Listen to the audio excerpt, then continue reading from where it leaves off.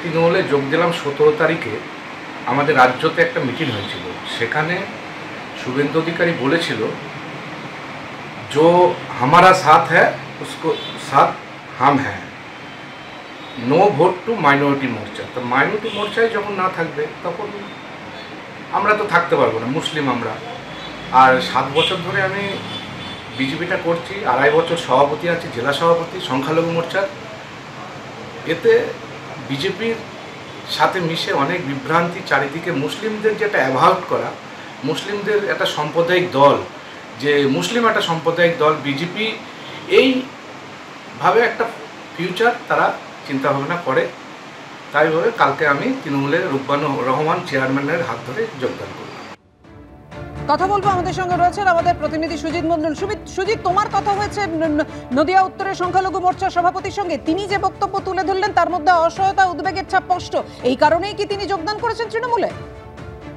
একদমই তাই। বিজেপির সংখ্যালঘু মোর্চার সভাপতি রফিকুল শেখ যেটা জানিয়েছেন, রাজ্যে বিজেপির দলীয় বৈঠকে বিরোধী দলনেতা শুভেন্দু অধিকারী সংখ্যালঘু নিয়ে যেটা বলেছেন, जो हमारा साथ है उसका साथ हम है, এই মন্তব্যের জেরেই কিন্তু নো লিড সংখ্যালঘু মোর্চা এবং সংখ্যালঘুর মধ্যে প্রভাব ফেলবে বিজেপির সাম্প্রদায়িক দল বিভাজনের বিবৃতি দেন।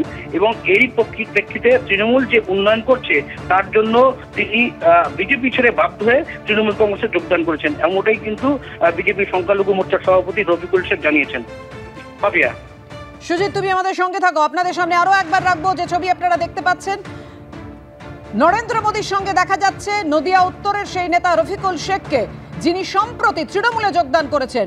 নদিয়া উত্তরে সংখ্যালঘু মোর্চার সভাপতি ছিলেন তিনি, বিজেপি থেকে তৃণমূলে যোগ দিলেন সম্প্রতি। ভোটের প্রচারে যখন এসেছিলেন প্রধানমন্ত্রী নরেন্দ্র মোদী, সেই সময় দেখা যাচ্ছে রফিকুল শেখকে প্রধানমন্ত্রী নরেন্দ্র মোদীর সঙ্গে।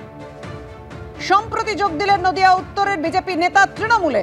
বিজেপির সংখ্যালঘু মোর্চা তুলে দেওয়ার যে সওয়াল করেছিলেন শুভেন্দু অধিকারী, তার প্রতিবাদে দলত্যাগ নদিয়া উত্তরের নেতা, এমনটাই তিনি স্পষ্ট করেছেন তার বক্তব্যে।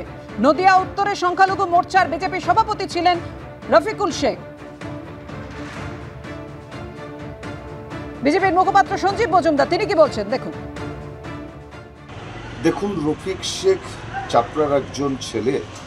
তিনি আগে তৃণমূল কংগ্রেস করতেন, পরবর্তীকালে তৃণমূল কংগ্রেসটা না করতে পেরে চোরেদের রাজনৈতিক দল বলে, তিনি চুরি করতে পারবেন না বলে, তিনি সততার প্রতীক বলে তিনি ভারতীয় জনতা পার্টিতে এসেছিলেন।